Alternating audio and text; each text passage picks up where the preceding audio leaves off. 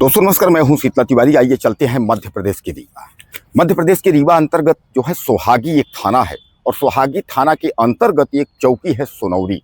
सोनौरी चौकी के अंतर्गत एक नदी है जिसको जो है नैना गुरमा के नाम से शायद आप जानते होंगे, अगर चूंकि आप उधर के रहने वाले होंगे। रीवा और प्रयागराज के बीच में ही जो है ये पड़ता है।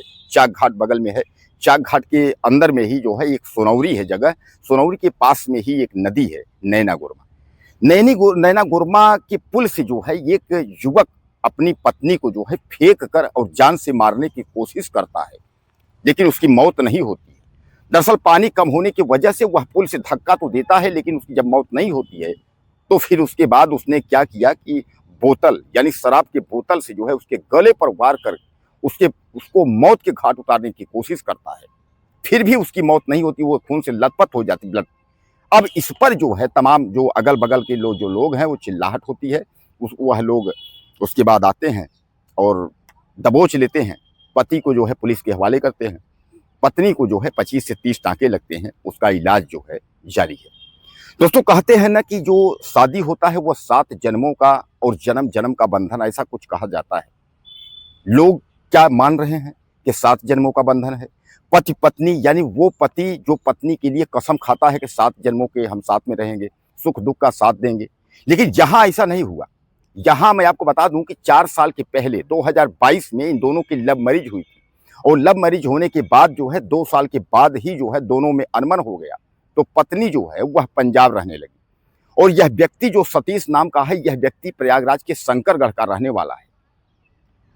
अब इस व्यक्ति के दिमाग में क्या आया कि पत्नी जो है वह अपने मायके आई थी अपने बच्चे से मिलने। दरअसल मैं जैसा आपको बताया कि 2022 में इनकी शादी हुई थी और 2024 में यह दोनों अलग हो गए थे।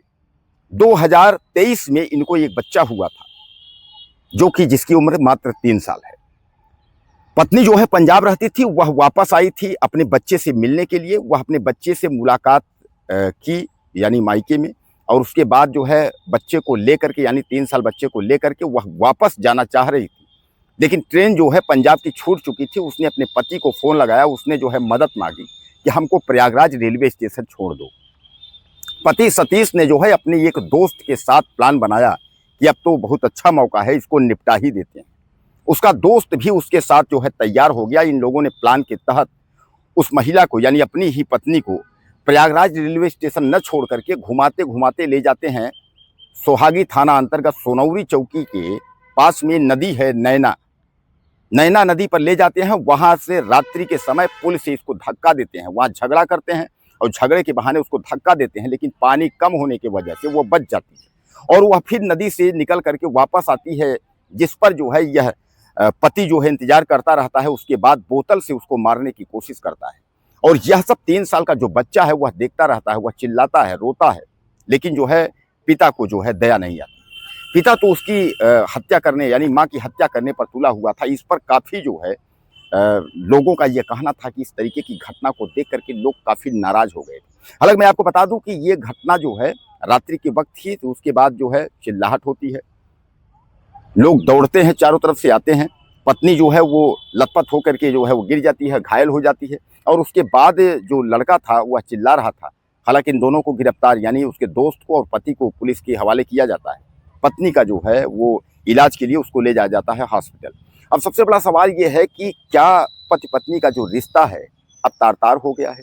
और इन जैसे मखनचुओं की अगर हम बात करें, इन जैसे मखनचुओं को तो जो जेल के सलाखों में डाल देना चाहिए, क्योंकि इन्हें बाहर रहने की कोई मतलब नहीं है। बाहर रह करके अगर इस तरीके के लोग अगर रहेंगे तो सामान्य बात है कि सवाल उठेंगे। अब सबसे बड़ी बात यह है कि ये प्रयागराज के शंकरगढ़ का व्यक्ति है। अब प्रयागराज के शंकरगढ़ का व्यक्ति और वहाँ जाकर के मध्य प्रदेश के रीवा सोनौरी में इस तरीके का अपराध करना, ये बहुत बड़ा एक संयोग समझिए या प्लानिंग यानी साजिश। उस पत्नी को ये पता नहीं था कि हमारे साथ जो है इस तरीके की घटना होगा। अगर उसको अगर इस तरीके का अगर घटना का अंदेशा होता तो वह क्यों मदद मांगती, क्यों वापस वहाँ जाती?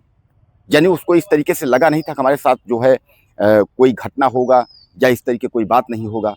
उसने अपने पति समझ करके ही उसने हेल्प मांगी। अगर उसको ये लगा होगा कि ये हमारा जो है हमारे साथ इस तरीके की घटना को अंजाम कर देगा, हमको ले जाएगा, तो पत्नी उससे क्यों मदद मांगती?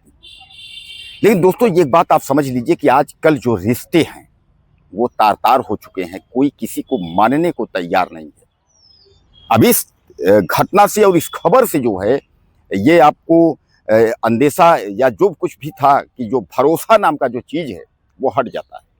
पति पत्नी में अनबन जरूर होता है कि 2022 में शादी हुई, 2024 में दोनों अलग-अलग रह रहे थे, 2 साल से अलग थे। लेकिन पत्नी ने उसके दिमाग में होगा कि हो सकता है कि पुरानी जो विवाद हो उसको भुला दिए। उसके दिमाग में इस तरीके की अगर आता कि हमारा पति इस तरीके कर सकता है तो वह क्यों अपने पति से हेल्प मांगती। बहरहाल इस दरिंदे को जो है पुलिस गिरफ्तार कर ली है और पुलिस जो है इसको जेल भेजने की कार्रवाई की है। आप लोगों को क्या लगता है इसके बारे में ज़्यादा से ज़्यादा आप लिखिएगा और चैनल को सब्सक्राइब करिए। अगले वीडियो में फिर मिलते हैं।